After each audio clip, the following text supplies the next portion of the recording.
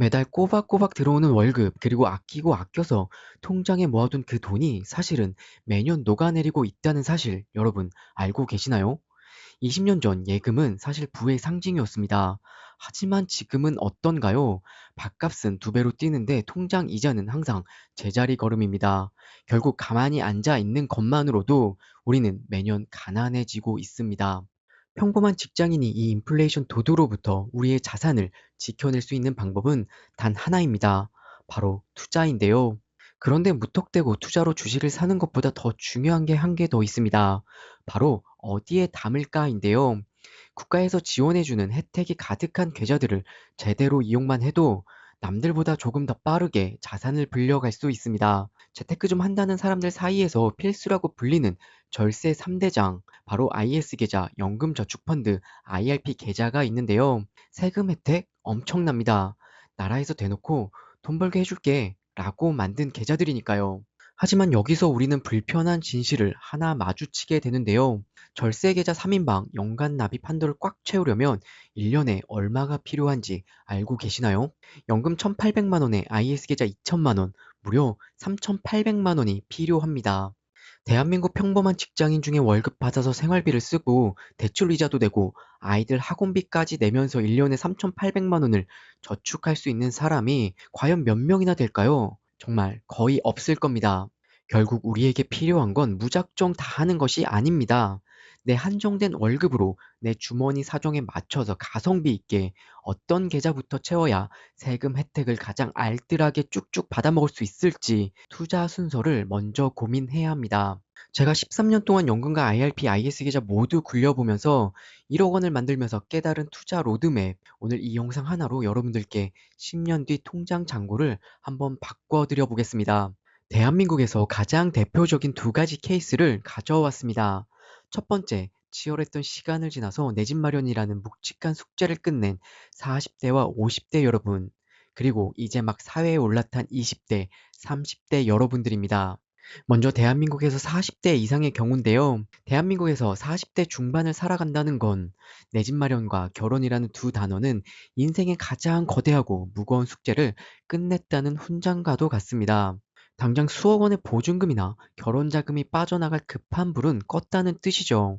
그래서 이분들에게 1순위는 당장 내야 할 세금을 확 줄여주는 세액 공제 혜택입니다. 본질적인 질문을 하나 던져보겠습니다. 정부가 정해준 1년 세액 공제 마지노선은 900만 원까지입니다. 그럼 우리는 이 숫자를 어떻게 채워야 가장 좋은 선택이 될 수 있을까요? 1번, 복잡한 건 딱 질색이니까 IRP 한 곳에 900만 원을 몰빵한다. 2번, 연금저축펀드 하나에 900만 원을 몰빵한다. 3번, 연금저축에 600만 원, 그리고 IRP에 300만 원을 나누어 담는다. 정답은 3번입니다. 연금저축은 법적으로 세액공제 한도가 600만 원으로 묶여 있습니다. 그래서 나머지 300만 원을 챙기려면 IRP 힘을 빌려야만 900만 원이라는 숫자가 완성이 되죠. 그런데 누군가는 이렇게 물어볼 겁니다. IRP 세액공제 한도가 900만 원이라면서요? 그냥 거기 다 넣으면 편하지 않나요? 네, 가능합니다. 하지만 그 편리함 이면 속에 치명적인 독소 조항이 하나 숨어 있는데요. 바로 IRP에만 존재하는 30% 안전자산 룰이 있습니다. 30%는 무조건 예금이나 채권 같은 안전자산에 묶어두라는 말이죠. 고속도로를 시원하게 달리고 싶어도 채권이나 예금으로 안전자산, 브레이크를 밟고 있는 셈입니다. 하지만 연금저축펀드는 그런 경계선이 존재하지 않아요. 원한다면 위험자산 ETF를 100%꽉 채워서도 살 수 있습니다. 결국 이 사소한 순서 차이가 세금 혜택이라는 열매는 똑같이 따면서도 자산이 불어나는 속도라는 근본적인 체력을 결정짓게 되는 요소가 되죠. 먼저 연금저축 600만 원과 IRP 300만 원까지 세액공제를 받을 수 있는 한도인 900만 원을 먼저 꽉 채워보세요. 세액공제 한도 900만 원을 모두 채우고 나서도 추가의 여유 자본이 생겼을 때 IS와 연금저축 사이에서 고민이 되실 겁니다. 저는 IS보다는 먼저 세액공제를 받지 않는 연금저축 계좌를 활용해서 추가 900만 원으로 연간 납입 한도인 1,800만 원을 채우는 것을 추천드리는데요. 그런데 여기서 가장 많은 분들이 우려하시는 부분이 바로 자금의 유동성입니다. 연금저축에 목돈이 묶여서 정작 필요할 때 못 쓰는 거 아니야? 라는 질문을 자주 하시는데요. 결론부터 말씀드리면 반은 맞고 반은 틀립니다. 세금이 발생하는 경우는 내가 사전에 세액공제를 받은 원금과 운영 수익을 중도에 인출할 때 기타 소득세 16.5%가 부과되는 겁니다. 이 부분 때문에 많은 분들이 연금저축은 돈이 묶인다고 오해를 하시는 겁니다. 하지만 연간 납입 한도 1,800만 원 내에서 세액공제 한도 900만 원을 초과하여 납입한 세액공제를 받지 않는 원금은 성격이 다릅니다. 마치 수시 입출금 통장처럼 넣다 뺐다 해도 세금의 불이익이 전혀 없다는 거죠. 이건 IS 계좌도 원금을 자유롭게 뺄 수 있는 것과 똑같은 원리입니다. 기능이 비슷하다면 비과세 혜택이 있는 IS 계좌가 무조건 유리한 게 아닐까요? 라는 의문이 생길 수 있는데요. 결론부터 말씀드리면 수익의 크기와 운영 기간에 따라 전략이 조금씩 달라져야 합니다. IS 계좌는 일반형이 200만 원, 서민형은 400만 원까지 비과세 혜택이 있죠. 하지만 비과세 한도를 초과하는 수익에 대해서는 9.9%의 세금이 있습니다. 반면 연금저축펀드는 당장 부과되는 세금이 없어요. 수익이 발생하더라도 세금을 떼지 않고 그대로 재투자할 수 있어서 자산의 증식 속도가 조금 더 빠르죠. 자산을 충분히 불린 뒤에 연금으로 수령할 때만 3.3에서 5.5%의 낮은 세율을 적용받습니다. 9.9%인 IS 계좌보다 세율 자체가 낮을 뿐 아니라 세금을 내는 시점까지 뒤로 미룰 수 있다는 것이 저의 핵심 포인트입니다. 하지만 연금저축펀드 계좌를 활용할 때 기존의 세액공제를 받던 계좌에 추가 금액을 넣기보다는 비공제용으로 계좌를 하나 더 개설하는 것이 관리에 훨씬 더 유리하니까요. 꼭 알아두세요. 그리고 이제 마지막으로 남은 저축 여력은 IS 계좌에서 투자를 하시면 됩니다. 사실 이 마지막 단계인 IS 계좌까지 한도까지 꽉꽉 채워서 납입할 수 있는 직장인분들 사실 그리 많지 않을 겁니다. 그럼 복잡했던 내용들을 40대에서 50대 이상인 분들 기준으로 정리를 한번 해보겠습니다. 당장 큰 목돈 지출 계획이 없는 분들이라면 세금 혜택과 복리 효과를 극대화할 수 있는 이 순서대로 한번 투자를 해보세요. 1단계 연금저축펀드에 600만 원을, 2단계 IRP에 300만 원을, 3단계 세액공제를 받지 않는 연금저축펀드 계좌에서 900만 원을, 4단계 IS 계좌, 5단계 해외 직투입니다. 이제 두 번째 케이스로 한번 넘어가 보겠습니다. 사회초년생에게 사실 노후는 먼 나라 이야기죠. 당장 결혼과 내 집 마련 같은 당면 과제가 산더미처럼 쌓여 있으니까요. 하지만 저는 연금저축펀드 600만 원부터 무조건 채우고 시작하라고 이야기를 합니다. 연금저축펀드가 주는 최대 16.5%의 세액공제 혜택. 이건 요즘 같은 시대 그 어디에도 볼 수 없는 확정 수익과 다름없습니다. 은행 예금 이자와는 비교조차 할 수 없는 가장 확실한 재테크 수단이죠.